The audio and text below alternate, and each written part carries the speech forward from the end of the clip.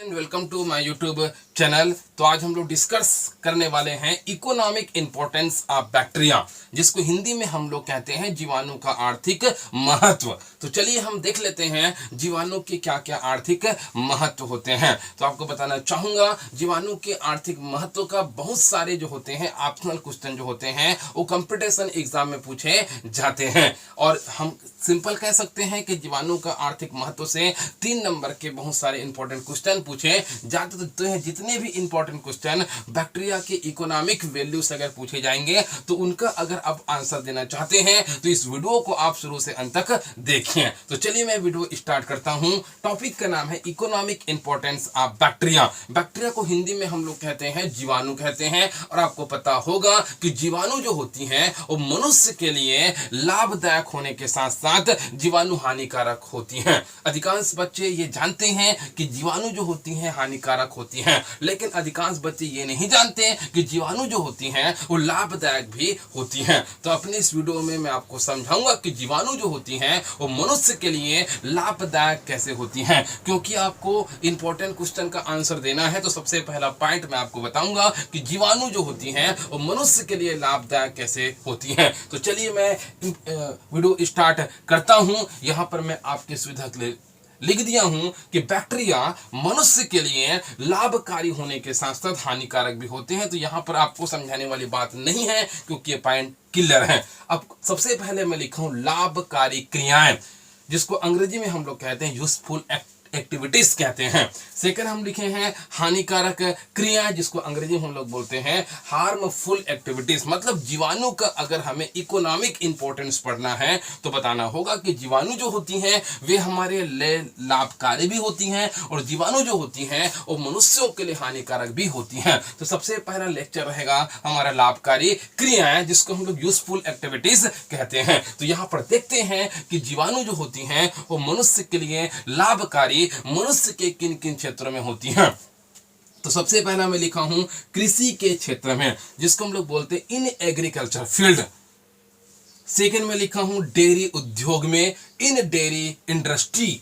तीसरा मैं लिखा हूं औषधि उद्योग में, इन ड्रग्स इंडस्ट्री। चौथा में लिखा हूं रेशों की रेटिंग में, रेटिंग ऑफ फाइबर्स। और पांचवा में लिखा हूं तंबाकू और चाय उद्योग में, जिसको मैं लिखा हूं टोबैको एंड टी इंडस्ट्री। तो हम कह सकते हैं मनुष्य के लिए लाभदायक क्रियाएं बैक्टीरिया होती हैं, लेकिन इन सब स्कोप में बैक्टीरिया कैसे लाभकारी होती है। तो सबसे पहला पॉइंट हम लोग पढ़ते हैं कृषि के क्षेत्र में इन एग्रीकल्चर फील्ड। डिस्कस करते हैं कि कृषि के क्षेत्र में इन एग्रीकल्चर फील्ड अर्थात कृषि के क्षेत्र में बैक्टीरिया के क्या यूज हैं। तो याद रहे कृषि के क्षेत्र में बैक्टीरिया का महत्वपूर्ण इंपॉर्टेंट काम होता है नाइट्रोजन फिक्सेशन में, मतलब शुद्ध हिंदी में नाइट्रोजन स्थिरीकरण में। याद रहे वायुमंडलीय नाइट्रोजन का स्थिरीकरण करके ये बैक्टीरिया जो होते हैं वो भूमि की उर्वरा शक्ति में क्या करती हैं, वृद्धि करती हैं।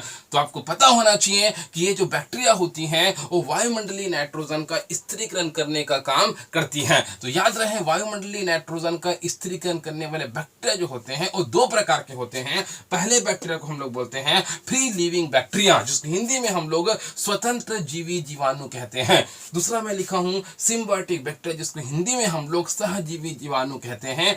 दोनों से इंपॉर्टेंट क्वेश्चन जो होते हैं पूछे जाते हैं। तो देखते हैं फ्री लिविंग बैक्टीरिया क्या होगा। तो याद रहे ये फ्री लिविंग बैक्टीरिया जो होती हैं वो स्वतंत्र रूप से वायुमंडल में पाए जाने वाली नाइट्रोजन का स्थिरीकरण करके ये मिट्टी की उर्वरा शक्ति को क्या करती हैं, बढ़ाती हैं। तो यहां पर मैं लिखा हूं ये जीवाणु पर्यावरणीय नाइट्रोजन का स्थिरीकरण करते हैं। तो आपको पता होना चाहिए ऐसे कौन कौन से बैक्टीरिया होते हैं जो पर्यावरणीय नाइट्रोजन का स्थिरीकरण करते हैं। तो यहां पर मैं एग्जांपल लिखा हूं क्लास्ट्रीडियम और एजोटोबैक्टर। क्लास्ट्रीडियम ये मैं लिखा हूं क्लास्ट्रीडियम और एजिटोबैक्टर 2 ऐसे बैक्टीरिया होते हैं जो फ्री लिविंग बैक्टीरिया कहलाते हैं, जो वायुमंडलीय नाइट्रोजन का स्थिरीकरण करके मिट्टी की उपजाऊ क्षमता को ये बढ़ाने का काम करती है।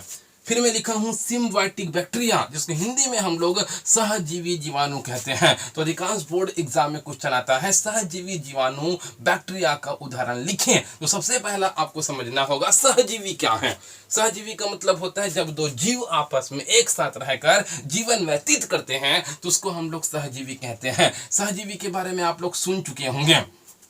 अधिकांश लेग्यूमिनेसी कुल के जो पौधे होते हैं, या सिंपल में अगर बात करूं तो जितने दाल वाले पौधे होते हैं, दाल वाले पौधों में क्या होती है, नाइट्रोजन स्थिरीकारक बैक्टीरिया पाई जाती है। उस बैक्टीरिया को हम लोग क्या कहते हैं, राइजोबियम बैक्टीरिया कहते हैं। आपको पता होगा कि जितने भी लेग्यूमिनेसी कुल के जितने भी दाल वाले पौधे होते हैं, उनकी जड़ों में जो गांठें बनती हैं, और ये गांठें बनाने का काम करती हैं राइजोबियम बैक्टीरिया। और यही राइजोबियम बैक्टीरिया जो होती हैं, उनकी जड़ों में क्या बनाती हैं, गांठें बनाती हैं, जिसके कारण से ये क्या करती हैं, ये नाइट्रोजन का स्थिरीकरण करती हैं। इस नाइट्रोजन की स्थिरीकरण करने से मिट्टी की क्या होती है, उपजाऊ क्षमता क्या होती है, बढ़ती है। इसलिए किसानों को सलाह दी जाती है कि एक फसल बोने के बाद सेकंड फसल में आप लेग्यूमिनेसी कुल के पौधे अपने भूमि पर लगाइए। अगर हम लेग्यूमिनेसी कुल के अगर पौधों को अगर हम लोग भूमि पर लगाते हैं तो हमारे भूमि की उर्वरा शक्ति बढ़ती है,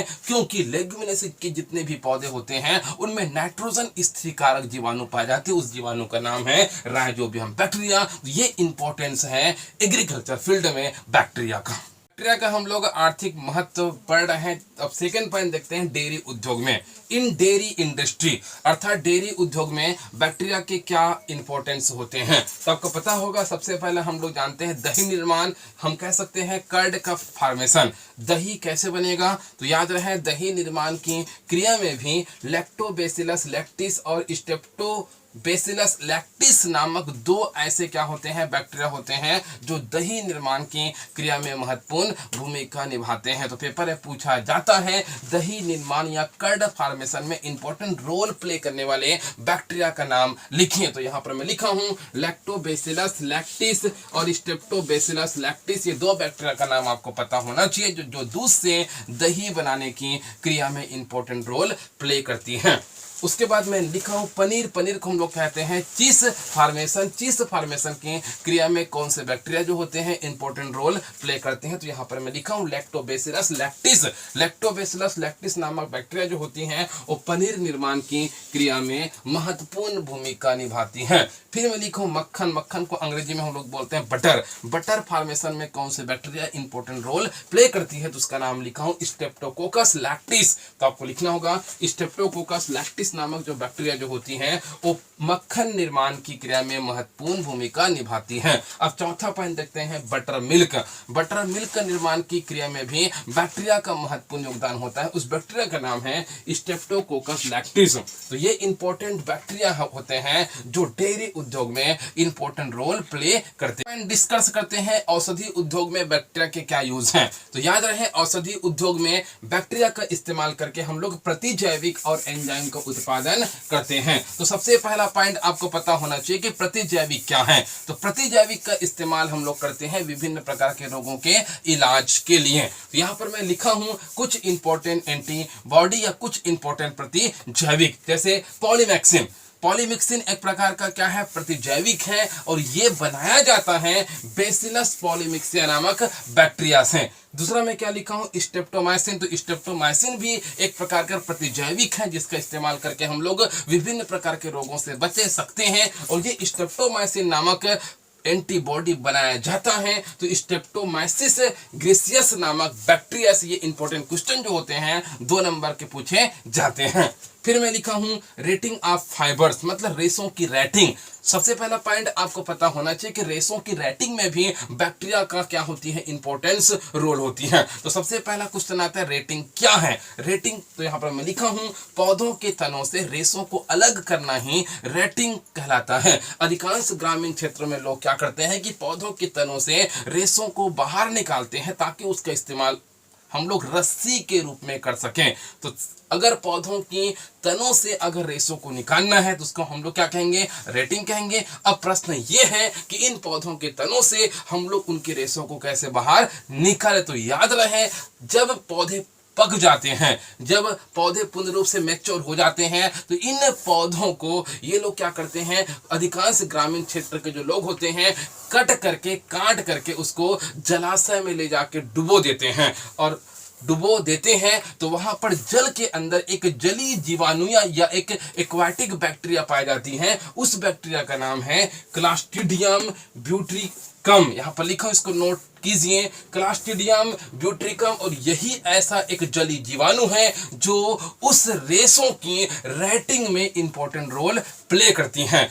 याद रहे, रेशों की रेटिंग मतलब उन पौधों के तनों को सड़ाने का काम यही बैक्टीरिया करती हैं, ताकि आसानी से उन पौधों से हम लोग रेशे निकाल सकें। जैसे कुछ एग्जाम्पल में लिखा हूं, जैसे कि जूट का, सन का, पटसन आदि के रेशे इसी विधि के द्वारा अलग किए जाते हैं। तो ये इंपॉर्टेंस आपको पता होना चाहिए। हम लोग ये डिस्कस करते हैं कि बैक्टीरिया का इस्तेमाल तंबाकू और चाय उद्योग में भी किया जाता है। तो देखते हैं कि बैक्टीरिया का इस्तेमाल तंबाकू और चाय उद्योग में कैसे करते हैं। तो यहाँ पर मैं लिखा हूं, इस पॉइंट को आपको अच्छे से समझना होगा। तंबाकू एवं चाय में अच्छी खुशबू लाने तथा, फिर से मैं बोल रहा हूं, तंबाकू एवं चाय में अच्छी खुशबू लाने तथा अच्छी किस्म की तंबाकू एवं चाय प्राप्त करने के लिए इनकी पत्तियों का जीवाणुविक किण्वन किया जाता है।